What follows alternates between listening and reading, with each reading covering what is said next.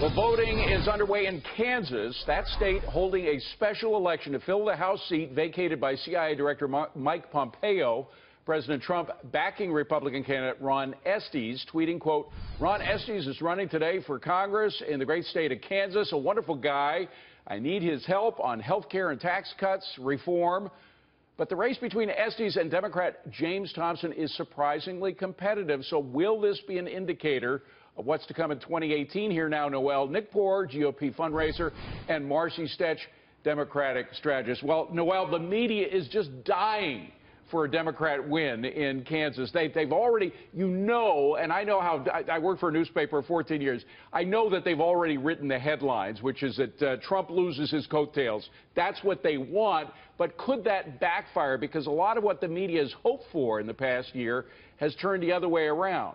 You know what, and I'm glad you said that, because the DNC, they've been continually getting this wrong when it comes to how races go down. So I know one thing. I know that this candidate, Ron Estes, has got a really good chance of winning. It is tight, but I don't think it's tight because of national politics. I think it's tight because of statewide politics, meaning, Governor Brown back, and you've got a bipartisan issue that he had that, he vetoed with Medicaid. So I think that, that right now is rubbing some people. He vetoed the expansion of Medicaid in the state. But Marcy, how about Democrats really can taste victory here? How much are they putting in money and manpower? How much are they putting into the state right now?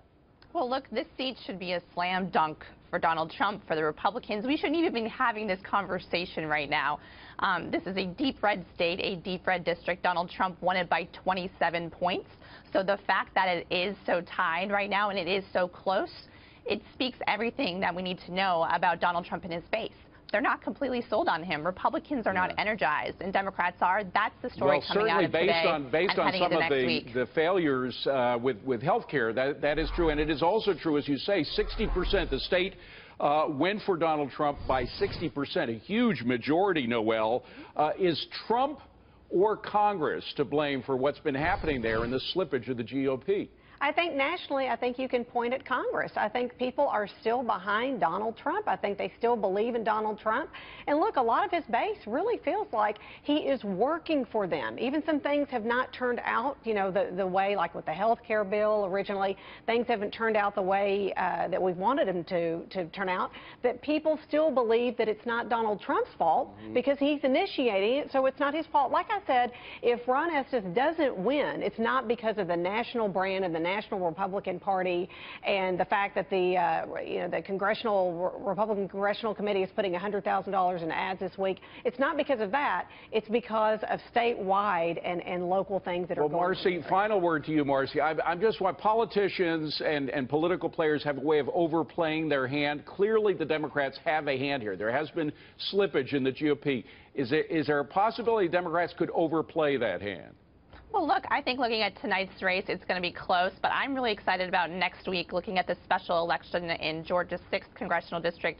Democrat Jon Ossoff is way ahead of any Republican in that race. He has out-fundraised, he has out-hustled any other Republican, any other Democrat in that race. We are looking really strong. That's, again, Georgia, Atlanta suburbs. These are places where Republicans should have a slam. If you lose Kansas, you're going to be disappointed, right, Marcy? Well, look, I think that we can expect to see a tight race, but we have momentum as Democrats. We are united as a party, and we're going to see some results in these special elections. Ladies, thank you very much. Marcy and Noelle, appreciate you being here.